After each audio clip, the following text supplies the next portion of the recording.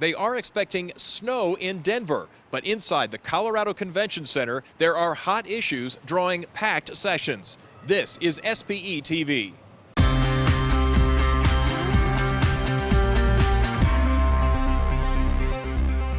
Welcome back. I'm Ed Hyland, and this is SPE TV. The sessions on fracturing technology are standing room only here at ATCE 2011 as experts discuss the challenges associated with the drilling process. These shales and the gas in them are so massive, and they offer such an important resource for the country that we really have to do our best to take full advantage of that. So that's what I'm all about, and that's what everybody in the room is all about. It's all part of SPE's focus on education and making sure they address key issues in the industry. Reservoir engineers are the ones who understand the modeling the best, and they're the ones that are sharing some of the best practice and some of the new techniques they're developing through these sessions. Another topic rising to the top is CO2, capturing it, storing it, and using it. A panel of experts shared their most recent data Tuesday, and while there are many possible solutions, all of them create challenges of their own. Kamel Benassour of the SBC Energy Institute set the stage. Today, if we look at the anthropogenic, which are human activity-related emissions of greenhouse gas, energy represents the major share, 83%. The variety of studies quoted during the session ranged from the possibility of improving brine storage capacity for CO2 injection to offsetting the considerable cost per ton by creating new markets to sell the gas. A lively debate followed the presentation, but members we spoke with seemed to reach some similar conclusions. The only thing SPE is trying to do is just bring the technical aspects of the issue out in the open, discuss them, start talking about them. There's quite a few papers written on this, and the technology and our knowledge will improve. As to the political aspects of it, who knows?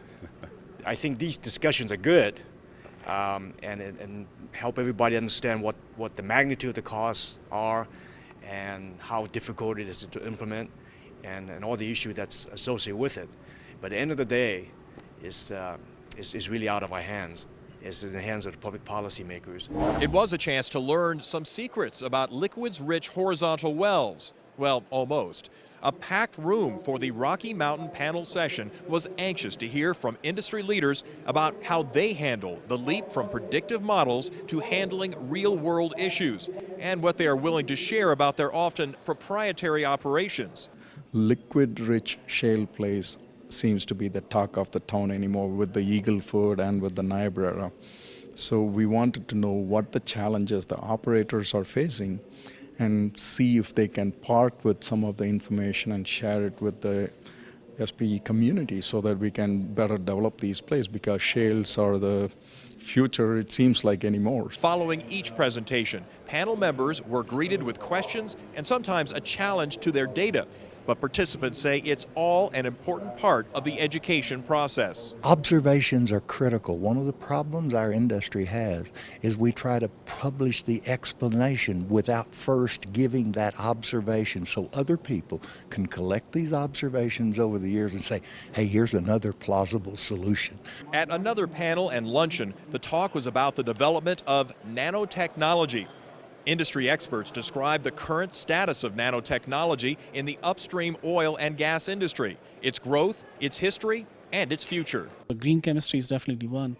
The wellbore materials, which I shared some of them, are definitely out there. There's a lot that we need to do. Water management is a big area where I think nanochemistry and nanotechnology can play a big role, and certainly sensors.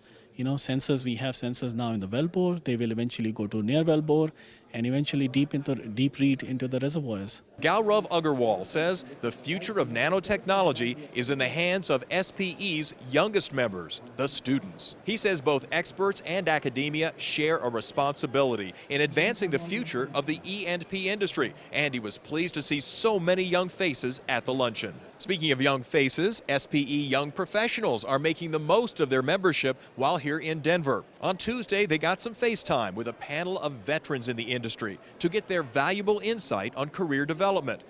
Just one of the interesting questions that came out of the forum: how to balance your professional life and personal life when your career is just starting to take off. You will have opportunities that will present themselves over time that for your particular family situation at that particular time in your life, it's just not right.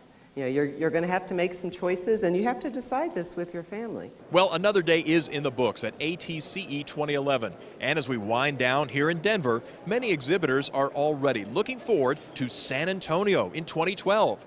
This year, the organizers of ATCE are making it easier than ever to get a jump start on planning for next year. For the first time, exhibitors can simply take a walk to the rebooking lounge, where organizers are at the ready to walk them through the process of securing their place at ATCE 2012 in San Antonio, Texas. Doing it early, they know their position, they know where they're located, they'll know how to parlay the benefits of their neighbors and the traffic that will be resulted from the traffic flow. So that helps them with their strategic planning. As an exhibitor in 2012, your company will have access to leaders and decision makers, hundreds of other cutting-edge companies, and thousands of engineers, scientists, managers, and executives. 170 priority exhibitors have already signed up. If you'd like to get the ball rolling, stop by the Rebooking Lounge on the exhibit floor or visit spe.org/ATC/2012. That's it for this edition of SPE TV. I'm Ed Highland. Thanks for joining us.